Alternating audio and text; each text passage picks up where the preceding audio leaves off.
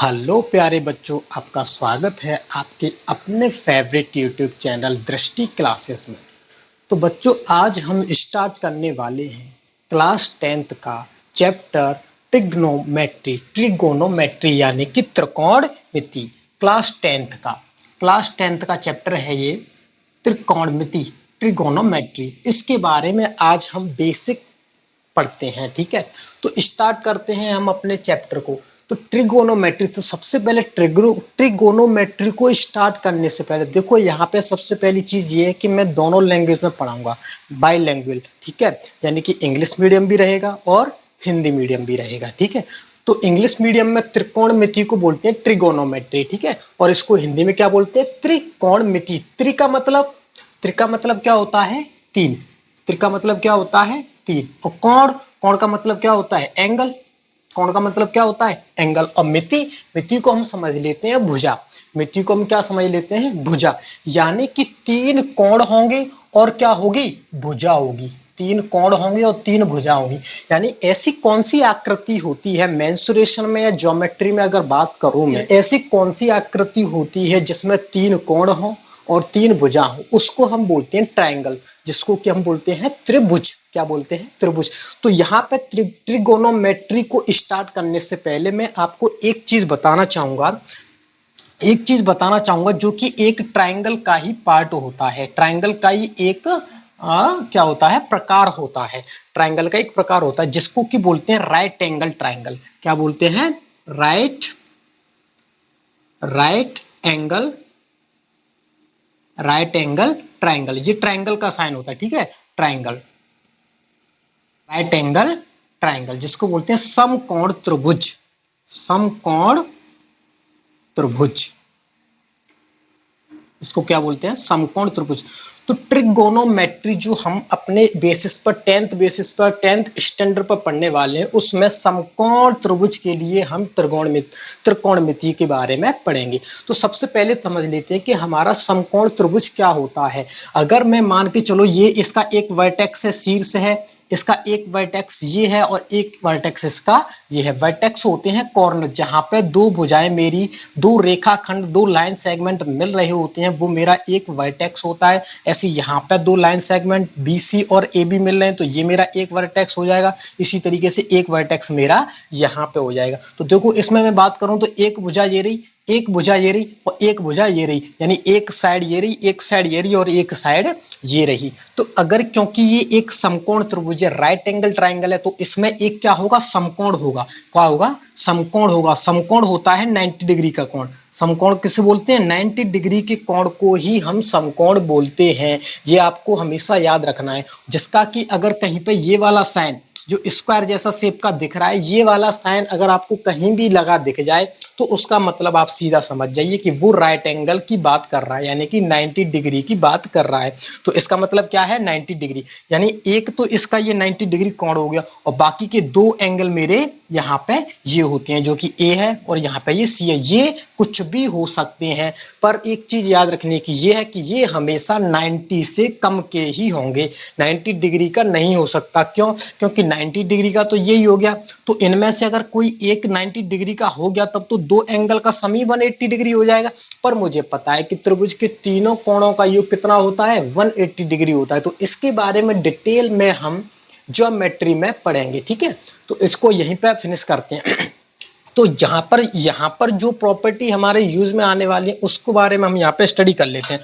तो समकोण त्रिभुज की हमें एक प्रॉपर्टी ये याद रखनी है कि देखो, जब यहाँ पे ट्रिग्नोमेट्रिक रेशियोज के बारे में बात करेंगे, तो वहां पे एक एंगल आएगा। जैसे कि ट्रिग्नोमेट्रिक रेशियो होते हैं साइन थीटा, फिर cos theta, tan theta, cot theta, sec theta और कोसेक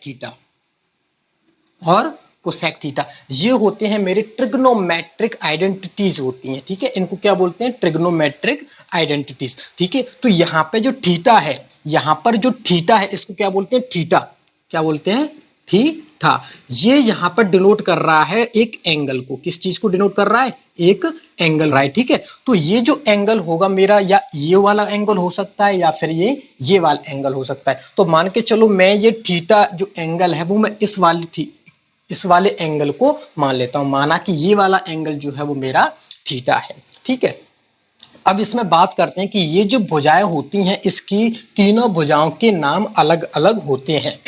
जैसे कि जो समकोण है, ये क्या है? समकोण। समकोण के जस्ट सामने वाली भुजा होती है उसे हम बोलते हैं कर्ण। उसे क्या बोलते हैं? कर्ण। जिसे कि इंग्लिश में बोलते हैं हाइपोटेनस। जिसे इंग्लिश में क्या बोलते हैं? हाइपोटेनस। ठीक है, और यहाँ पर ये एंगल 90 डिग्री है और ये थीटा है, तो इसके दोनों कॉर्नर्स पर जो घिरी हुई ये वाली जो भुजा है इसको बोलते हैं हम बेस, आधार। इसको क्या बोलते हैं? आधार यानी कि बेस। इसको हम क्या बोलते हैं? आधार यानी कि बेस। और जो परपेंडिकुलर गिरता है इसे हम बोलते हैं हिंदी में लंब, और इंग्लिश में बोलते हैं लंब, परपेंडिकुलर। ठीक है, इसको क्या बोलते हैं बच्चों? परपेंडिकुलर। तो इस तरीके से एक समकोण त्रिभुज में हमारी तीन भुजाएं होती हैं। समकोण के सामने वाली भुजा होती है उसे हम कर्ण बोलते हैं। ठीक है, और जिस एंगल की बात यहाँ पे की जा रही है, जिस एंगल की बात यानी कि थीटा की बात यहाँ पे की जा रही है, तो उसके जस्ट सामने की भुजा जो होगी, थीटा के जस्ट सामने की जो भुजा होगी उसे हम परपेंडिकुलर बोलेंगे यानी कि लंब बोलेंगे। और समकोण और थीटा जिस भुजा पर बना हुआ है उसे हम क्या बोलेंगे? आधार बोलेंगे, या इंग्लिश में हम बेस बोलेंगे। ठीक है, तो पाइथागोरस एक मैथमेटिशियन हुए थे। उन्होंने एक यहाँ पे फॉर्मूला बनाया था। वो फॉर्मूला क्या था? यानी कि इसके कर्ण का स्क्वायर, कर्ण समकोण त्रिभुज में जो कर्ण होता है वो दोनों भुजाओं से क्या होता है? बड़ा होता है। दोनों भुजाओं से क्या होता है? बड़ा होता है। यानी लंब से भी बड़ा होता है कर्ण और आधार से भी बड़ा होता है कर्ण। तो बड़ी वाली भुजा का वर्ग यानी कि कर्ण का वर्ग पाइथागोरस प्रमेय के नाम से जानते हैं। यानी कर्ण का क्या वर्ग? कर्ण का वर्ग बराबर होता है आधार के वर्ग के और प्लस लंब के वर्ग के। कहने का मतलब समकोण त्रिभुज में बड़ी भुजा का वर्ग, बड़ी भुजा का स्क्वायर दोनों छोटी छोटी भुजाओं के स्क्वायर के वर्ग के जोड़ के बराबर होता है। देखो बड़ी भुजा कौन सी है? कर्ण है। ठीक है, तो कर्ण का स्क्वायर हमेशा बराबर होगा किसके? आधार के वर्ग के तथा लंब के वर्ग के, दोनों के जोड़ के बराबर होगा। ठीक है, ये एक प्रमेय उन्होंने दी थी जिसे बोलते हैं हम पाइथागोरस प्रमेय।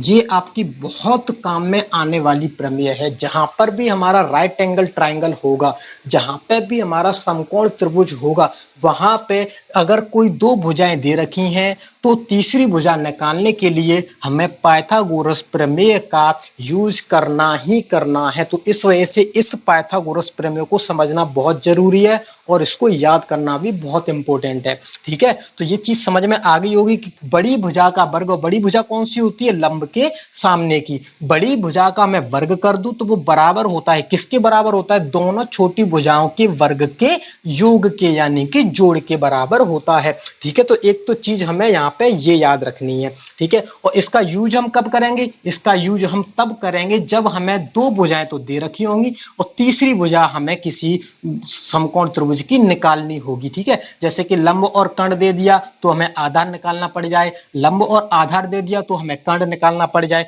तो ठीक है, इसको मैं एक एग्जाम्पल से समझाता हूं। जैसे कि मान के चलो एक समकोण त्रिभुज मुझको दे रखा है। एक समकोण त्रिभुज मुझको दे रखा है कि यहाँ पे ये 3 दे दिया और ये 4 दे दिया। ठीक है, जिसका कि कोण बी जो है क्या है? समकोण है। ठीक है, अब मुझे यहाँ पर AC निकालनी है। क्या निकालनी है? समकोण की तीसरी भुजा निकालनी है। तो इस AC को मैं देखूं तो देखो समकोण के सामने की भुजा है ये, और समकोण के सामने की भुजा क्या होती है?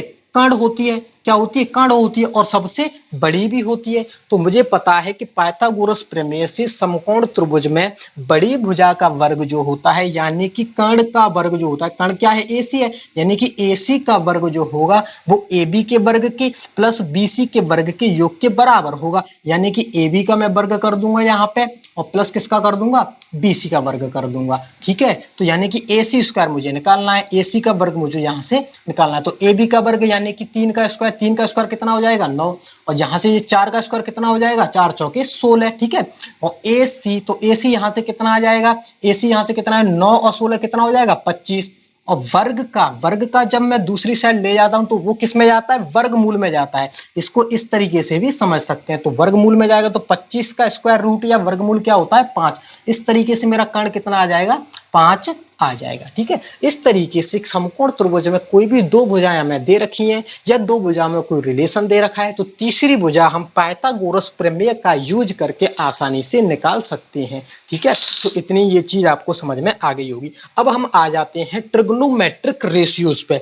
ट्रिग्नोमेट्रिक आइडेंटिटीज दे रखी हैं, अब इनकी रेशियोज हम समकोण त्रिभुज में किस तरीके से फाइंड आउट करते हैं तो उनकी बात कर लेते हैं। तो समकोण त्रिभुज में ट्रिग्नोमेट्रिक रेशियोज निकालने के लिए हमें एक फॉर्मूला याद कर लेना होता है। वो फॉर्मूला अगर मैं हिंदी वाले बच्चों के लिए बताऊं तो उसे बोलते हैं हम लाल बटे कक्का, LAL बटे KA। या फिर मैं इंग्लिश मीडियम बच्चों की बात करूं तो वो होते हैं PBP HH PBPHHB, जिसको कि हिंदी वाले बच्चों को याद करने का तरीका यही रहेगा। LAL का मतलब लाल, LAL मतलब लाल, और KA का मतलब कक्का, लाल बटे कक्का। इस तरीके से आपको ये फॉर्मूला याद करना। और इंग्लिश वाले बच्चों को याद करना है पंडित बद्री प्रसाद बटे हर हर भोले। इस तरीके से आपको ये वाली चीज याद रखनी है। और इस चीज का मतलब क्या है, वो हम ट्रिग्नोमेट्रिक रेशियोज को याद करने के लिए बस एक बनाया हुआ फॉर्मूला है, बाकी और ये चीज कुछ भी नहीं है। ठीक है, तो साइन थीटा की मैं बात करता हूं तो साइन थीटा मुझे क्या करना है, यहां से निकालना है। तो साइन थीटा मेरा क्या रहेगा, साइन थीटा को अगर मैं यहां से निकालूंगा तो फर्स्ट वाले को ले लो L बटे के, यानी साइन थीटा मेरा इसका रेशियो क्या आ जाएगा L बटे के। L बटे के का मतलब क्या है, L क्या यहाँ पे L है लंब, L फॉर लंब, और के या क्या यहाँ पे के का मतलब है कर्ण, के का मतलब क्या है कर्ण। ठीक है, इस ये तो हिंदी वालों बच्चों के लिए होगा। और इंग्लिश मीडियम वाले बच्चों के लिए क्या होगा, PH का मतलब परपेंडिकुलर, P का मतलब क्या हो गया परपेंडिकुलर, और H का मतलब क्या हो गया हाइपोटेनस। H का मतलब क्या हो गया हाइपोटेनस, यानी कि जहां पे P आ जाएगा परपेंडिकुलर और H आ जाएगा हाइपोटेनस, और जहां पे B आएगा B फॉर किसके लिए, बेस के लिए। ठीक है, ये तो इंग्लिश मीडियम वाला बच्चों के लिए। और यहाँ पे जो हिंदी मीडियम वाले हैं L फॉर लंब, L किसके लिए आ जाएगा लंब के लिए, A for Aadhaar, Aadhaar A for आ जाएगा, और K किसके लिए आ जाएगा कर्ण के लिए आ जाएगा, के किसके लिए आ जाएगा कर्ण के लिए आ जाएगा। ठीक है, तो हमने साइन थीटा का निकाल लिया। साइन थीटा के लिए क्या किया, पहले वाले को सीधा सीधा उठा लिया। कॉस थीटा के लिए क्या करेंगे, दूसरे वाले को उठा लेंगे। तो कॉस थीटा क्या आ जाएगा, आधार बटे कर्ण, दूसरा वाला उठा लो आधार बटे कर्ण, हमारा क्या आ जाएगा कॉस थीटा। टेन थीटा क्या आ जाएगा, तीसरे वाले को उठा लो L बटे A, L बटे A, ये हमारा आ जाएगा क्या टेन थीटा।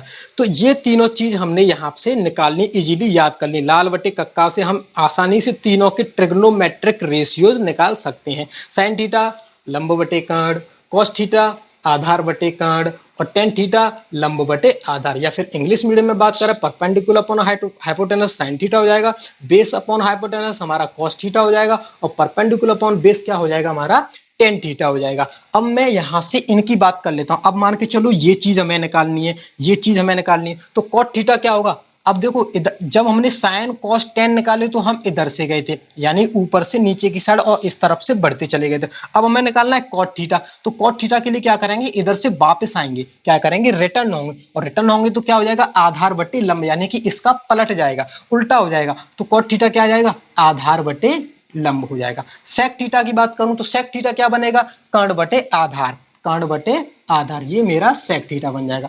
कोसेक थीटा की बात करूं तो कोसेक थीटा कर्ण बटे लंब, कोसेक थीटा क्या बन जाएगा मेरा कर्ण बटे लंब। ये इस तरीके से मेरे ट्रिग्नोमेट्रिक रेशियो यहाँ पे बन करके आ जाती हैं। यानी कि अगर समकोण त्रिभुज में मुझे उसकी तीनों साइड दे रखी है, परपेंडिकुलर भी दे रखा है, बेस भी दे रखा है, और हाइपोटेनस भी दे रखा है, तो मैं उस समकोण त्रिभुज के सारे ट्रिग्नोमेट्रिक आइडेंटिटीज या trigonometric ratios easily find out कर सकता हूं, क्योंकि मुझे पता है कि इनमें किस किस चीज का यूज हो रहा है, लंब यानी कि परपेंडिकुलर का, कर्ण यानी कि हाइपोटेनस का, और ए यानी कि बेस का। इन तीनों चीजों का ही यूज इसमें हो रहा है, तो मैं इजीली सारे ट्रिग्नोमेट्रिक रेशियोज फाइंड आउट कर सकता हूं। ठीक है, ठीक है।